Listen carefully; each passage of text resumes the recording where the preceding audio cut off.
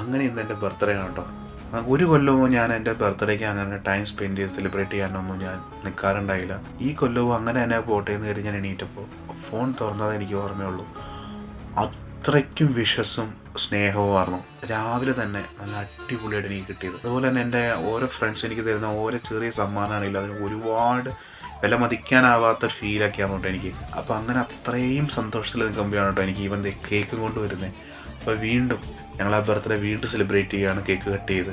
അതെല്ലാം കഴിഞ്ഞപ്പോഴേക്കും അന്ന് ശരി നമുക്ക് വൈകിട്ടായപ്പോൾ അമ്പലത്തിൽ പോകാമെന്ന് കരുതി നേരെ ഇവിടുന്ന് ഒരു 45 മിനിറ്റോളം നടന്ന് നമ്മൾ നേരെ അമ്പലത്തിലേക്ക് പോയി. അവിടെ പോയി നേരെ പ്രാർത്ഥിച്ച് തൊഴുത് നേരെ നമ്മൾ പിന്നെ അന്നദാന കൗണ്ടറിലേക്ക് പോയി അടിപൊളി നല്ല അന്നദാനവും കഴിച്ച് മനസ്സും വയറും എല്ലാം ഫില്ലാക്കി നേരെ അമ്പലത്തിൻ്റെ പുറത്തേക്ക് ഇറങ്ങി കുറേ ഫോട്ടോസും വീഡിയോസൊക്കെ എടുത്ത് ആ ആംബിയൻസിൽ കുറേ നേരം ഇരുന്നു കേട്ടോ. So again thank you so much guys for wishing me my wonderful day. അപ്പോൾ നിങ്ങളോട് ഓരോരുത്തരോടും ഞാൻ എൻ്റെ വിലപ്പെട്ട നന്ദി അറിയിച്ചുകൊണ്ട് ഞാൻ എൻ്റെ ഈ ഡേ ഇവിടെ വൈൻഡ് അപ്പ് ചെയ്യാണ് കേട്ടോ. Again thank you so much.